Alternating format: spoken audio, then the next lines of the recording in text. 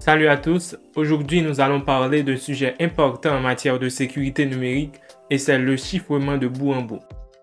Imaginez que vous envoyez un message à un ami via une application de messagerie instantanée, vous appuyez sur le bouton envoyer et votre message traverse plusieurs serveurs avant d'atteindre votre ami.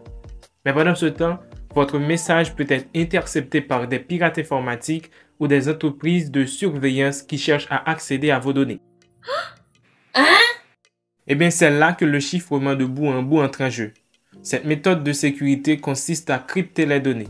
Avant d'aller plus loin, qu'est-ce qu'on entend par crypter une donnée? Le cryptage est un processus qui transforme les données claires, c'est-à-dire non chiffrées ou non cryptées, en données chiffrées, c'est-à-dire cryptées. Tout cela est rendu possible à l'aide d'un algorithme mathématique. Cela rend les données illisibles pour toute personne qui n'a pas la clé de déchiffrement nécessaire pour les décoder. Je vais essayer d'être plus précis. Le processus de cryptage consiste à prendre des données claires, par exemple un message, et à les transformer en un texte codé qui est difficile à comprendre sans la clé de déchiffrement. Cela se fait en utilisant une clé de cryptage pour transformer les données claires en données chiffrées. Seule la personne qui possède la clé de déchiffrement peut décoder les données chiffrées et les rendre de nouveau compréhensibles.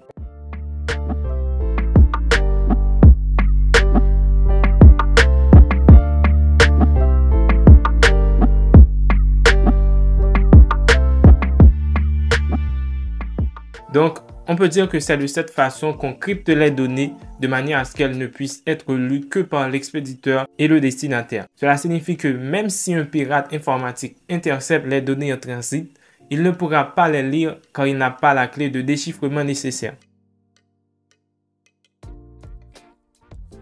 Le chiffrement de bout en bout est utilisé dans de nombreuses applications de messagerie instantanée populaires, telles que WhatsApp ou Telegram.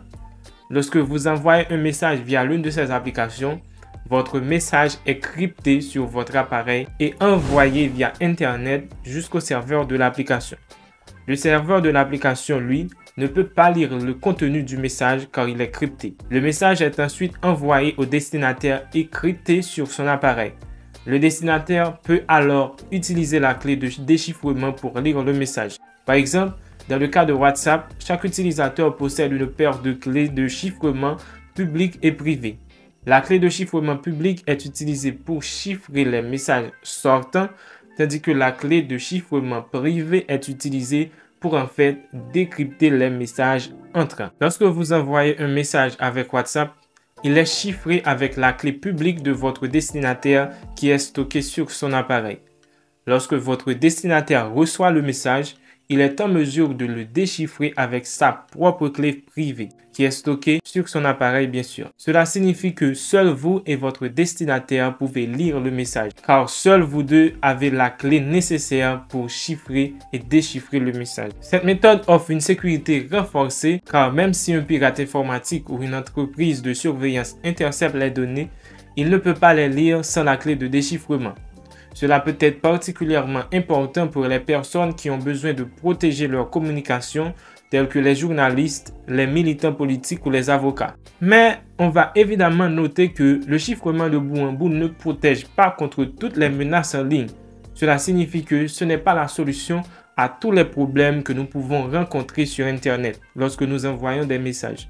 Par exemple, si votre appareil est infecté par un logiciel malveillant, le chiffrement de bout en bout ne protégera pas vos données. D'ailleurs, j'ai fait une vidéo sur comment mieux protéger sa vie privée en ligne.